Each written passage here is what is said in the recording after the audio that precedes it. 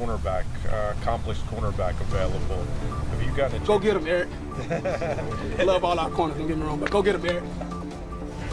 Wow, a little foreshadowing there. Breaking news to start NFL Live. Lamar's request on Tuesday for his GM to sign Jaire Alexander has officially come to fruition. The Ravens put pen to paper with the free agent cornerback and the first guy to meet Alexander as he entered the building. Of course, Lamar Jackson, his former teammate. Adam, what more can you tell us about how this deal came together? Well, Laura, despite the fact that Lamar Jackson made a personal plea to his general manager, Eric DeCosta, to go sign Jaire Alexander yesterday, the truth of the matter is they had been talking throughout the offseason, and since Green Bay released Jaire Alexander, Baltimore always was in square contention to sign him. And even though the Ravens couldn't offer as much money as other teams such as the Carolina Panthers, they could offer Jaire the chance to be reunited with his college teammate, Lamar Jackson. And in the end, that made the difference, along with the one-year deal that allows him to step into a defense that's loaded, a secondary that's loaded. He can thrive there if he stays healthy, and then he will become a free agent after the season as we get a look here. You got an ESPN alert. Was that your own alert Probably. right there that came through? It very well could have been. Yes, NFL Live is now on the air. Alert.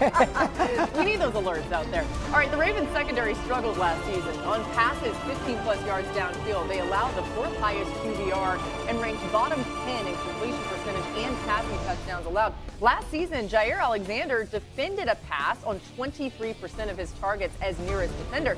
That was the seventh highest rate among players who were targeted at least 30 times. Now, what a way to start the show. We just heard from Shefty. He's here. Field Yates is in the house. We got Lewis Riddick with us for the hour as well. Field, I'll start with you. Was cornerback a position of need in Baltimore? You heard Shefty referencing he's joining a team that's pretty stacked across the board. Yeah, not a frontline need in terms of starting a game tomorrow, needing him on the field for the very first snap, Laura, but this is a team that last year struggled to defend the pass, as you noted, and Jaire Alexander, the best part of this deal, in my opinion, is the fact that it is a one-year deal. This is a motivated player who, over the past four seasons, has been just as likely to be on the field as he is off the field. So Jaire Alexander has a chance to play for a team that has Super Bowl aspirations, does not need to be a starter because the Ravens feel really good about their starting trio of Nate Wiggins, first-round pick last year, of course, Marlon Humphrey, and also Chidobe Awuzie, who they signed this offseason after he was released by the Titans. But the kind of move that the Baltimore Ravens can make in June, it can sort of be like a finishing ingredient for a team that feels like it has the recipe to be a Super Bowl champion this year, Lewis. Yeah, it's a really good fit. And where they've struggled in particular in 2024 was on the perimeter in the secondary. This is where they were really suspect. This is where teams attacked them.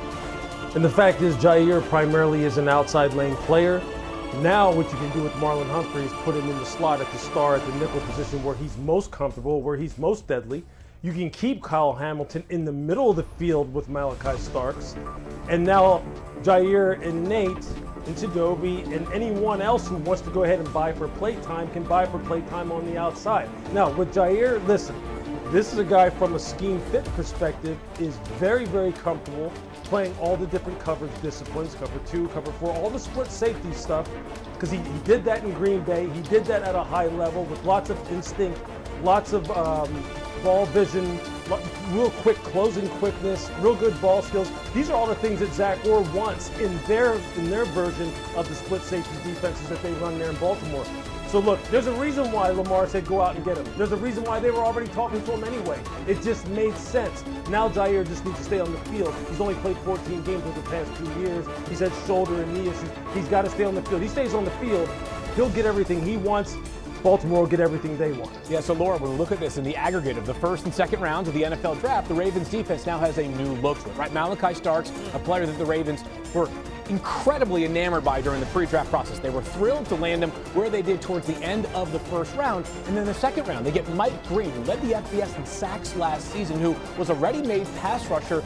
And the Ravens ranked 29th in pass rush win rate last season. This is a team that just could not get home in the biggest moments. You go back to their 3 losses last season against Josh Allen and Patrick Mahomes under center.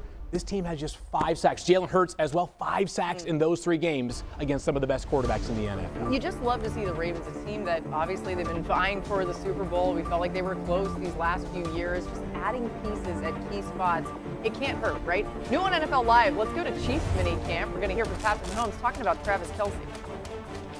Yeah, I expect Travis to be Travis, man. And obviously the play on the field is going to be high. He's going to go out there with the mentality that we're trying to win the Super Bowl this year because falling short this last year. But then I think more than anything, it's the leadership that he brings to the building every single day, and how he leads by example and how he leads vocally. It's a big impact on our football team. And so I expect him to play at a high level and then be an even better leader. Earlier on in my career, I would set those goals for myself, and I just think it's just more of a genuine feel and the right mentality to just go out there and try and make every play for my team. Last year, I think I failed, especially in that last game, and being a leader and being the one that could step up and make plays. So just setting the bar even higher for myself this year than I have in the past.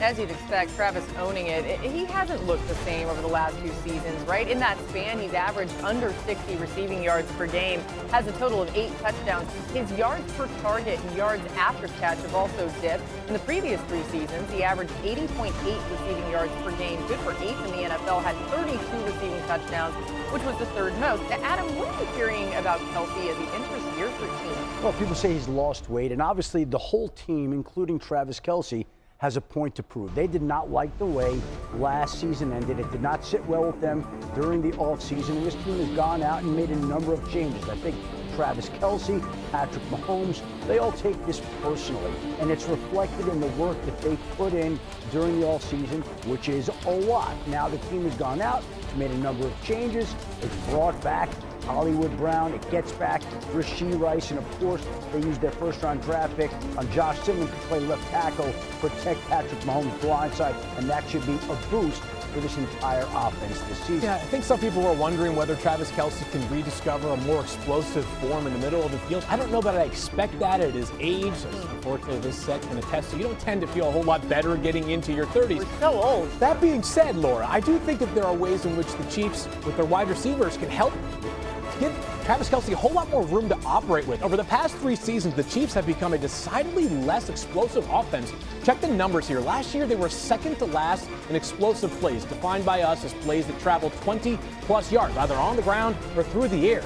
Just 2 years ago or 3 seasons ago in 2022, they were 4th. When Travis Kelce has these wide receivers darting down the field, taking safeties and corners along with him, he can absolutely feast in the middle of the field. That has been congested over the past couple of seasons, especially last year, which made Travis Kelce a much less significant threat than he was in all those years in which he was basically a guarantee to go for 1,200 yards and 10 receiving touchdowns. Yeah, look, I think it's hard overall. When you had the amount of success that Kansas City has had, it's hard to stay sharp as far as your preparation, your attention to detail. You know, you really being on that razor's edge every single week. Well, it's funny how you get a little kick in the rear end when a team absolutely dismantles you on the biggest stage. It's funny how it'll make you refocus and go, okay, look, we're letting some of the little things slip here. Now you have a little bit more of a fire burning underneath you. Then that goes from all the way from the top down. Look, Brett Veach was right in the lab immediately after the Super Bowl going, I just have to provide Patrick with better protection. I have to have better players on this offensive line so my quarterback is not running for his life. And he went out